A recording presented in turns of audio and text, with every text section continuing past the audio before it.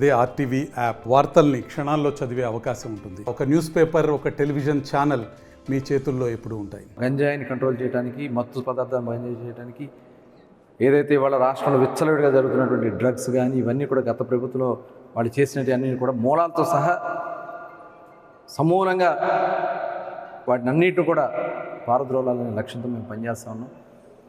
ఈ సంఘటనలు పెట్టుకుని రాజకీయం చేసి ఏదో జరిగిపోయిందని చెప్పి తప్పుడు సమాచారాలు ఇచ్చే కార్యక్రమాలు చేయటం, సాక్షాత్తు మీ ఎమ్మెల్యే, మాజీ ఎమ్మెల్యే పోలింగ్ బూత్లోకి వెళ్ళి ఈవీఎం పగల కొడితే అది ఉన్మాద చర్య. అది ఉన్మాది కాదు, వాడు అతను పలకరిస్తాకి వెళ్తావు. ఏది 30 లక్షల రూపాయలు ఖర్చు పెట్టుకుని నువ్వు హెలికాప్టర్లు వేసుకుని వెళ్ళి అతను పలకరించడానికి వెళ్తావు. ఇవాళ రాష్ట్రంలో మీరు చేసినటువంటి అక్రమాలు, అన్యాయాలు, ఘోరాలు ఇంకా ప్రజలు భయంతోనే ఉన్నారు.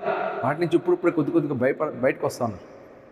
ఎక్కడికి వెళ్ళినా గతంలో నేను చాలామంది ఇప్పుడు చెప్తా ఉన్నారు, స్వేచ్ఛగా బయటకు వచ్చి మాట్లాడగలుగుతున్నాం, మొహాల్లో కొంత మా నవ్వు చూపించుకోగలుగుతున్నాం అని చెప్తా ఉన్నారు.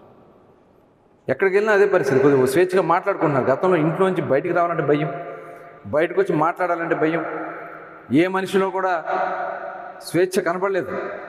ఇవాళ స్వేచ్ఛావాయులతో వెళ్తా ఉంటే మళ్ళీ ఘోరాలు సృష్టించి ప్రజలను భయాందోళన చేయాలని ఇలాంటి వ్యక్తుల్ని శాశ్వతంగా తరిమి కొట్టాలి. ప్రజలారా మనం అందరూ కూడా అప్రమత్తంగా ఉందాం. ఇలాంటి సంఘటనల్ని తీవ్రంగా ఖండిద్దాం. అలాంటి వ్యక్తుల్ని తీవ్రంగా శిక్షిద్దాం. మొన్న కూడా మరి ముఖ్యమంత్రి గారు 9 ఏళ్ల బిడ్డ మీద జరిగినటువంటి అఘాయిత్యం పైన ఇమ్మీడియట్గా ఒక స్పెషల్ కోర్టు వేసి దాంట్లో ఎవరైతే ముద్దాయిలు ఉన్నారో వాళ్ళ మీద విచారణ చేసి త్వరితగతిన వాళ్ళకి శిక్ష పడే కార్యక్రమానికి ప్రభుత్వం చేస్తూ ఉంది. ఇట్లా అనేక సంఘటనలు, శ్రీకాకుళంలో జరిగినటువంటి సంఘటన, ఇలాంటివన్నీ కూడా చాలా తీవ్రంగా తీసుకుంటున్నాం. ఆడబిడ్డల మీద అఘాయిత్యాలు కానీ ఇలాంటి ఇప్పుడు పోలీసు వ్యవస్థను మీరు నాశనం చేశారు. మొత్తం కూడా ప్రక్షాళన చేసుకుంటూ తీసుకొస్తా ఉన్నాం. అధికారులని, నీతి నిజాయితీ ఉన్న అధికారులను పెడతా ఉన్నాం.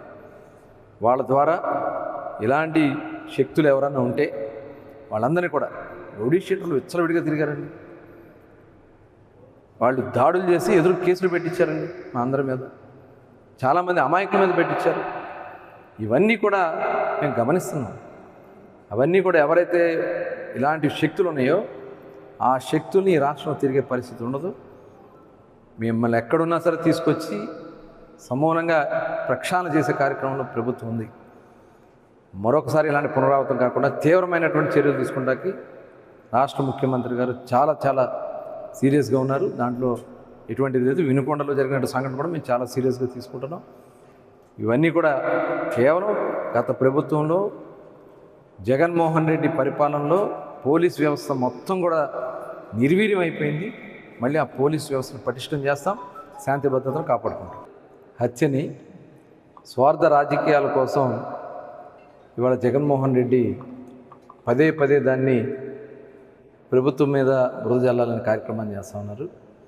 క్లియర్గా అక్కడ వాళ్ళు వైఎస్ఆర్ పార్టీ కార్యకర్తలుగా పనిచేశారనేది క్లియర్గా తెలుస్తుంది.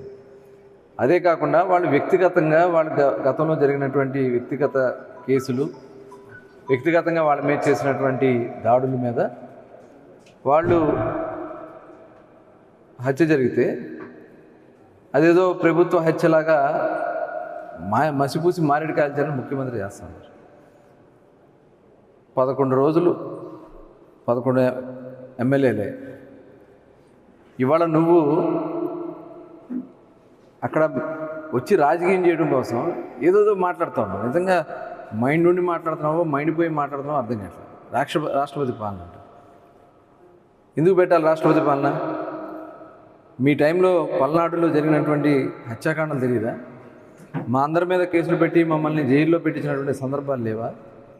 రాష్ట్రంలో సాక్షాత్తు మాజీ ముఖ్యమంత్రిగా ఉన్న చంద్రబాబు నాయుడు గారు అక్కడ జరుగుతున్నటువంటి అన్యాయాల మీద గుంటూరు జిల్లా వెళ్ళడానికి వెళ్తే తాళ్ళు కట్టేశారు మీరు గేట్లకి. ఇవాళ మిమ్మల్ని వెళ్ళమన్నాం స్వేచ్ఛగా. ప్రజాస్వామ్యంలో ఎవరే ఎక్కడికైనా వెళ్ళొచ్చు.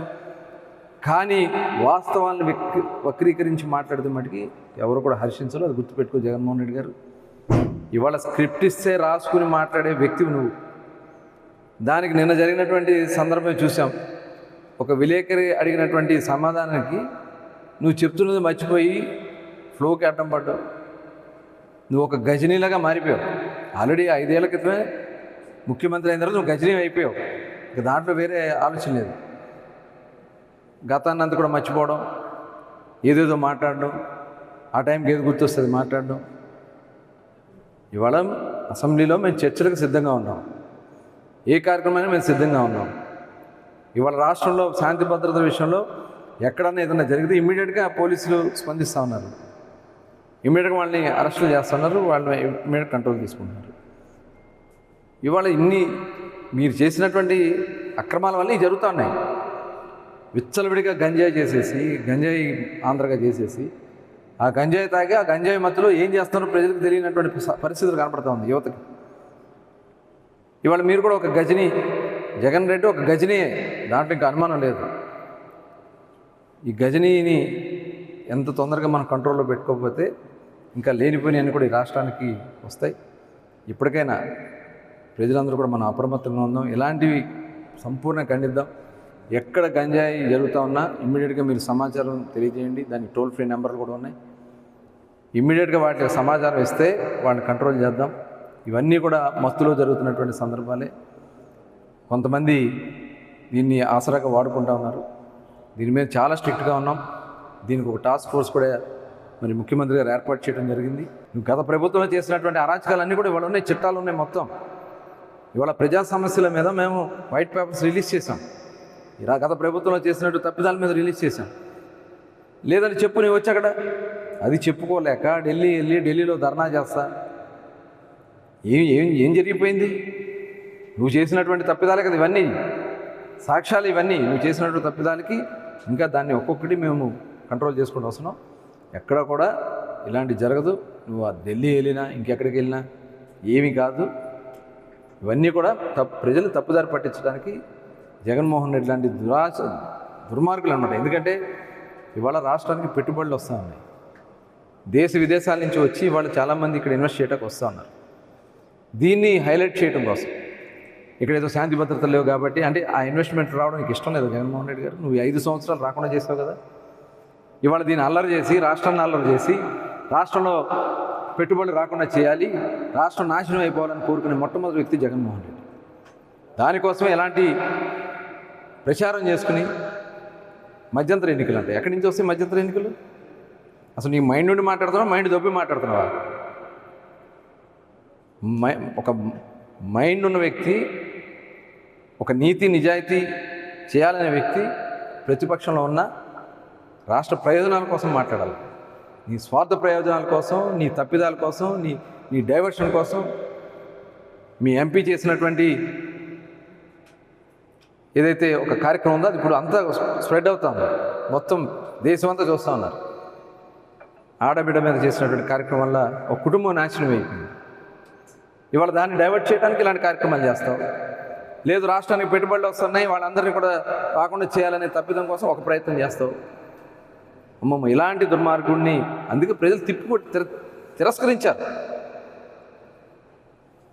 175 మంది 151 మంది మీకు ఎమ్మెల్యేలు ఇస్తే కేవలం 11కి పరిమితం చేశారంటే ఎప్పటికైనా సిగ్గు తెచ్చుకో జగన్మోహన్ రెడ్డి, అది గుర్తుపెట్టుకో. ఆ 11 కూడా లేకుండా చేస్తారనే విషయాన్ని ఈ సందర్భంగా గుర్తు చేస్తాను. మరిన్ని వీడియోస్ కోసం ఛానల్ ని సబ్స్క్రైబ్ చేయండి, లేటెస్ట్ అప్డేట్స్ కోసం వాట్సాప్ ఛానల్ ని ఫాలో చేయండి అండ్ లింక్ డిస్క్రిప్షన్ లో ఉంది.